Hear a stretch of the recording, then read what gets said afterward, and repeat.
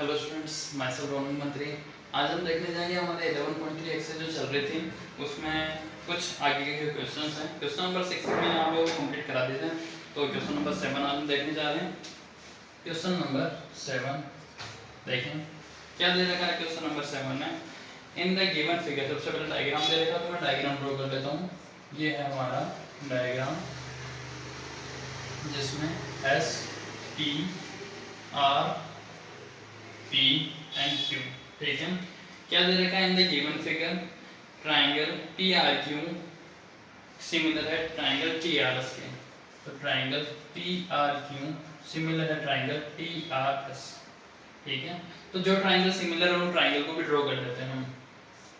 TRQ, तो ये P ये RQ, जिस तरीके से इन्होंने नेमिंग दे रखी है उसी तरीके से आप अगर ट्राइंगल ड्रॉ करते हैं तो आपकी क्वेश्चन एकदम करेक्ट होगा। TRS, ठीक है, दोनों triangle similar. Then state which angles must be mutually equal in this pair of similar triangles. इस पेयर में कौन-कौन से एंगल्स इक्वल होने चाहिए, मतलब अगर ये दोनों सिमिलर ट्राइंगल तो इनमें कौन-कौन से एंगल्स इक्वल होने चाहिए। तो उनके आंसर क्या होंगे अपने पास, देखें। एक तो QPR इक्वल STR और QRP equal SRT, PQR equal TSR, ठीक है। तो ये हो गया हमारे कंप्लीट। इस तरीके से डायग्राम बना करके अगर आप सही करेंगे क्वेश्चन को तो वो करेक्ट हो जाएगा। नेक्स्ट देखें क्वेश्चन नंबर 8। क्वेश्चन नंबर 8 दे रखा है, you are selected two triangles, select two triangles in which in the figure which are mutually similar if angle CBE equal angle CAD। तो सबसे पहले डायग्राम दे रखा है, डायग्राम ड्रॉ कर लेते हैं अपन।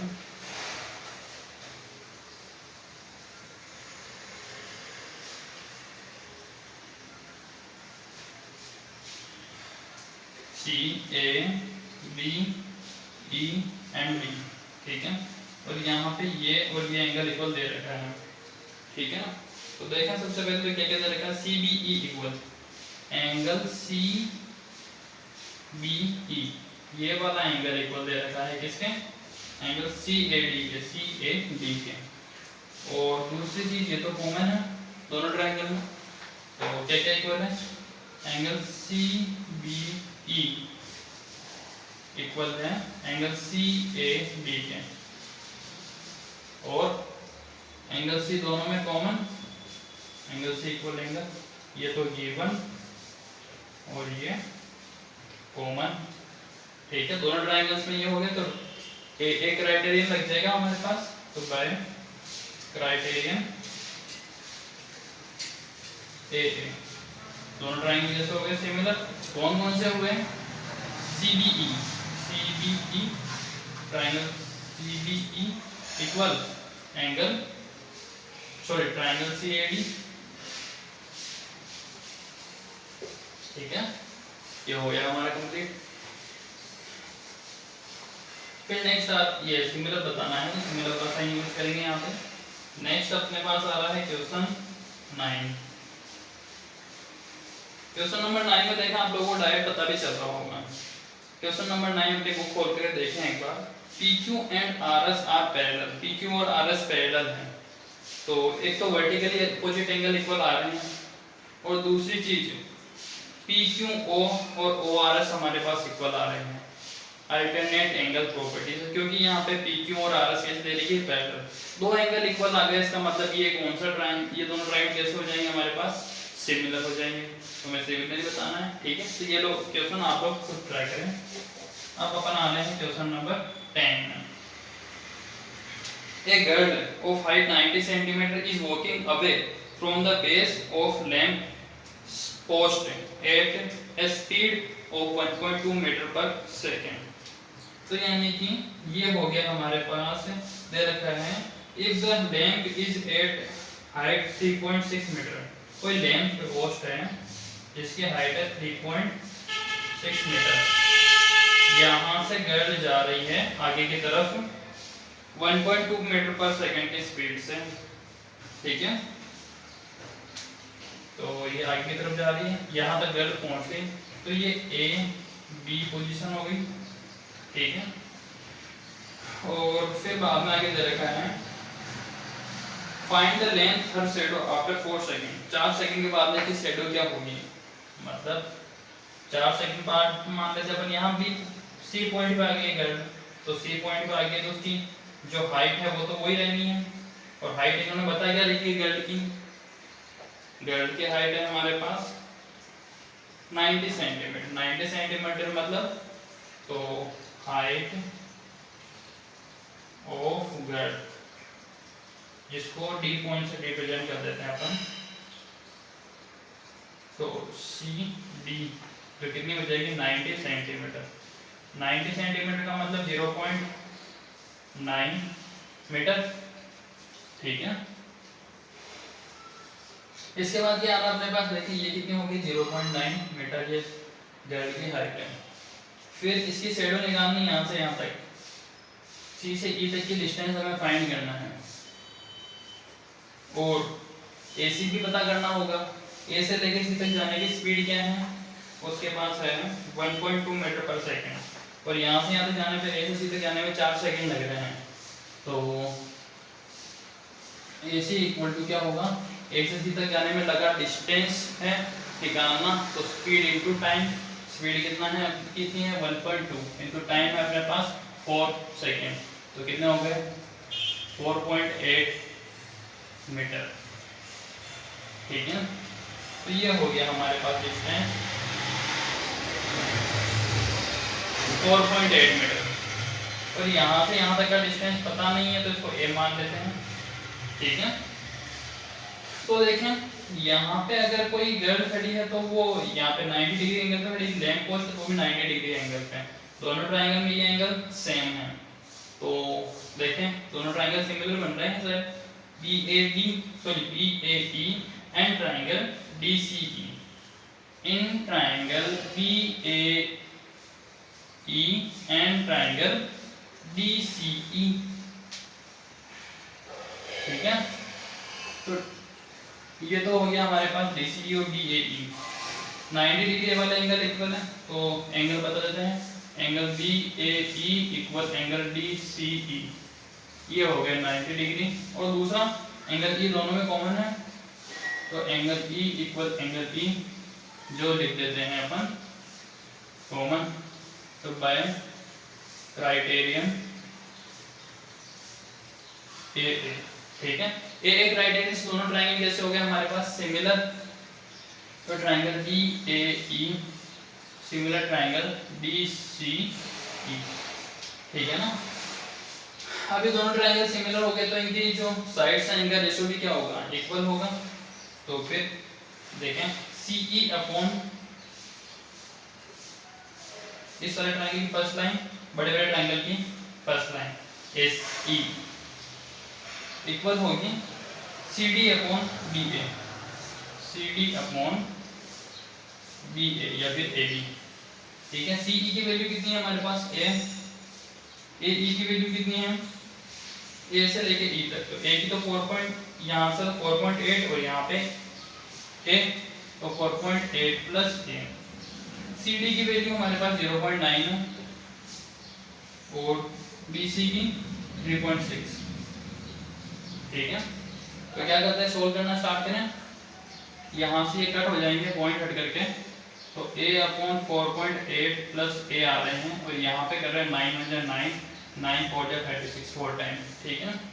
क्रॉस मल्टीप्लाई करते हैं, 4 इससे मल्टीप्लाई होगा 4A इक्वल टू ये 4.8 प्लस A हो गए, वैल्यू एक ही निकालनी है, 4A minus A equal to 4.8, तो 3A इक्वल टू 4.8, A की वैल्यू आ गई 4.8 अपॉन 3, तो ये 1.6 मीटर A का डिस्टेंस आ चुका है, तो यही हमें फाइंड करना था, ठीक है। नेक्स्ट इसके बाद अपने पास क्वेश्चन आ रहा है, question number 11, the length of the shadow of a vertical pole, ठीक है। तो वर्टिकल पोल ये, और the length of the shadow of a vertical pole of height 12 metre, इसकी हाइट देखिए 12 मीटर, इसकी जो शेडो बन रही है वो 8 मीटर बन रही है।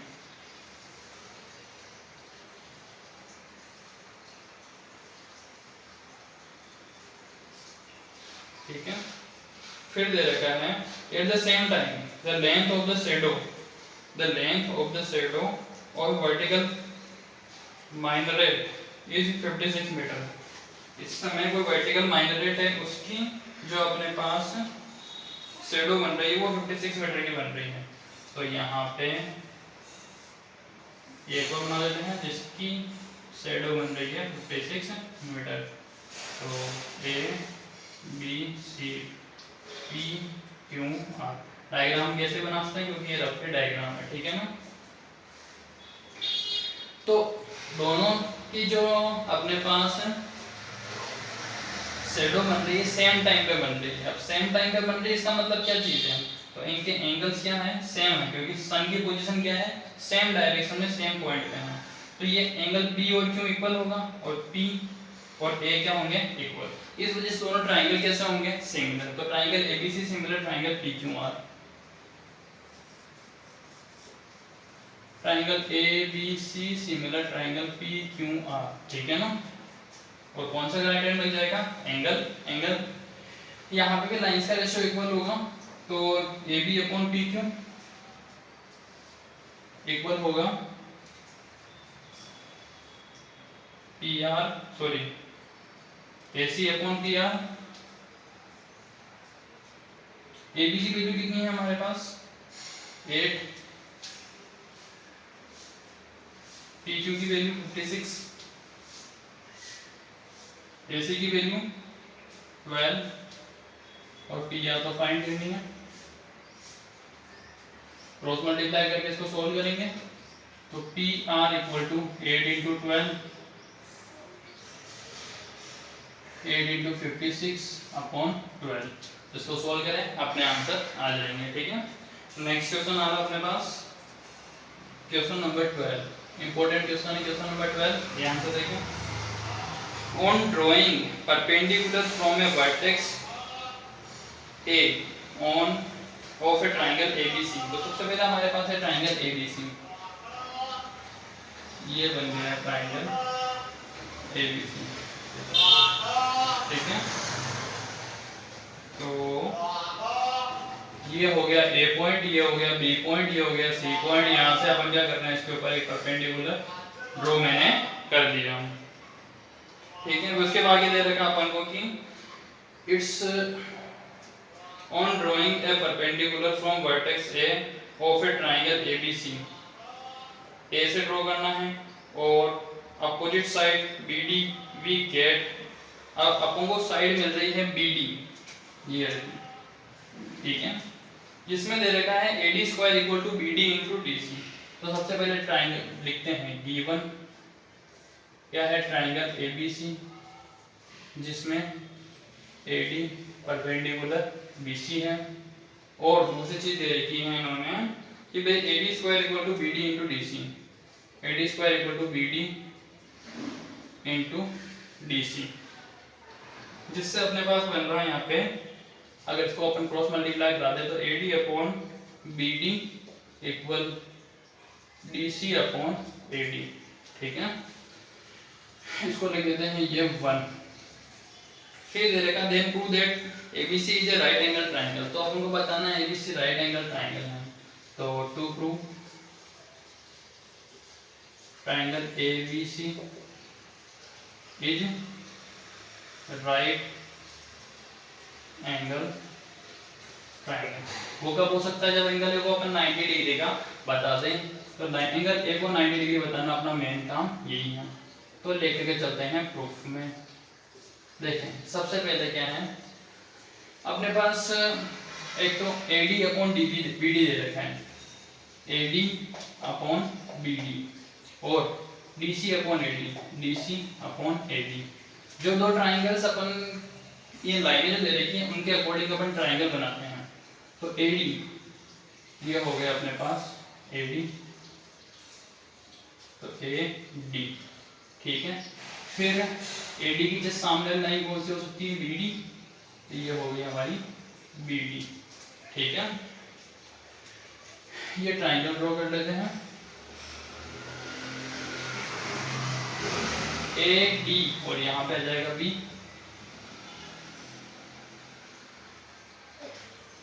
यहाँ आ जाएगा हमारा सी, क्योंकि ए डी सी। और फिर बाद में दे रखा है एडी की लाइन बीडी के इक्वल होनी चाहिए, एडी और बीडी का लाइन के इक्वल, फिर डीसी और एडी इक्वल होनी चाहिए, डीसी और दूसरी होनी चाहिए एडी, तो ये डी ए बोलो या एडी बोलो, बात एक ही है, ठीक है। तो देखें एडीसी, एडीसी और बीडीए, बीडीए दोनों ट्रायंगल्स कैसे आ रहे हैं अपने पास सिमिलर, क्यों, वो चीज अपन देखते हैं। तो in triangle ADC and triangle BDA क्या क्या है, AD upon BD equal DC upon AD, और 90 डिग्री वाला एंगल तो सेम है, angle ADC equal angle BDC, ये 90 डिग्री का एंगल और ये गिवन। तो प्रॉपर्टी लग रही है हमारे पास, दो तो साइड से देखिए एंगल दे रखा है, तो बाय एस ए एस क्या हो गया, दोनों ट्राइंगल सिमिलर हो जाएंगे। तो triangle ADC similar triangle BDA, ठीक है ना। एडीसी किसके सिमिलर हो गया हमारे पास, बीडीए के, ठीक है ना। तो एडीसी बीडीए के सिमिलर हो गया, इससे क्या क्या चीज मिली अपने को, एंगल ए इक्वल होगा एंगल बी के, ठीक है ना। एंगल ए और बी कैसे होंगे, इक्वल। तो by CPST corresponding part of similar triangle से एंगल सी इक्वल हो जाएगा एंगल बी के, ए और बी भी इक्वल होंगे, सी और ए भी इक्वल होंगे, ठीक है ना। और ए और ए पॉइंट अपने पास सेम आ रहे हैं, तो यहाँ पे अपन बता सकते हैं, जैसे कि अपन लिया एडीसी और बीडीए, देखें एडीसी और बीडीए, तो अपने पास क्या हो रहा है यहाँ पे, इस डायग्राम के अकॉर्डिंग सी वाला एंगल बी वाले एंगल के हमारे क्या आ रहा है, इक्वल आ रहा है, angle C equal angle B, ठीक है। अब ये दोनों एंगल अपने पास इक्वल आ चुके हैं, तो अपन क्या बता सकते हैं, देखें सी और बी इक्वल आ रहे हैं, यहाँ पे ए वाला एंगल बी के इक्वल आ रहा है, बट अपन ने क्या लिख दिया यहाँ पे, बी सी के इक्वल लिख दिया, तो यहाँ पे बी सी के नहीं होगा, बी किसके हुआ, ए के। ए का पूरा नाम हमें यूज करना होगा, पूरा नाम क्या हो रहा है इसका, सी ए डी, तो यहाँ पे क्या लिखेंगे, एंगल सी ए डी। जिस पॉइंट पे केवल एक ही एंगल बन रहा है उसको सिंगल नेम से रिप्रेजेंट कर सकते हैं, बट जिस पॉइंट पे दो एंगल्स बन रहे हैं उनको एक पॉइंट से रिप्रेजेंट नहीं कर सकते, ठीक है। तो सी ए डी हो गया। दूसरा एंगल कौन सा इक्वल आ रहा है, और सी किसके इक्वल आ रहा है, ए के, सी ए के अपन ने बता दी, सी ए के नहीं अपन ने बी ए के बताया, आप सी ए के बता दें, तो एंगल सी इक्वल हो रहा है एंगल बी ए डी के, तो एंगल बी ए डी, ठीक है ना। In triangle A B D, तो देखें ए बी डी में एक एंगल तो 90 है, प्लस दूसरा angle D A B, plus तीसरा एंगल बी बी, या फिर उसका पूरा नाम बताना चाहे तो ए बी डी होगा अपने पास, एंगल ए बी डी, या फिर बी भी अपन लिख सकते हैं जैसे अपन चाहें, इक्वल टू 180, ठीक है। तो 90 को तो पेज के सब्ट्रैक्ट कराते हैं, D A B plus angle B equal 90, ठीक है ना। अब एंगल बी किसके इक्वल है, देखें एंगल बी हमारे पास किसके इक्वल आ रहा है, सी ए डी के, किसके इक्वल आ रहा है, सी ए डी के, एंगल बी हमारे पास इक्वल आ रहा है सी ए डी के, हाँ तो इसकी जगह पुट कर देंगे C A D, angle D A B plus angle C A D equal 90, D A B या बी ए डी बोलो, जो किसके इक्वल आ रहा है हमारे पास, CAD के, एंगल B है किसके इक्वल, CAD के, तो इसकी जगह मैंने पुट कर दिया CAD। अब देखिए ध्यान से DAB ये वाला एंगल और CAD ऊपर वाला एंगल, दोनों एंगल मिलकर के एंगल A बना रहे हैं, तो ये एंगल A जो हो गया 90, यही चीज हमें प्रूव करानी थी। Hence triangle ABC is right angle triangle. ठीक है, तो ये हो गया हमारा क्वेश्चन कंप्लीट। यहाँ तक आज कंप्लीट करें, इसके आगे के जो क्वेश्चन हम नेक्स्ट क्लास में डिस्कस करेंगे।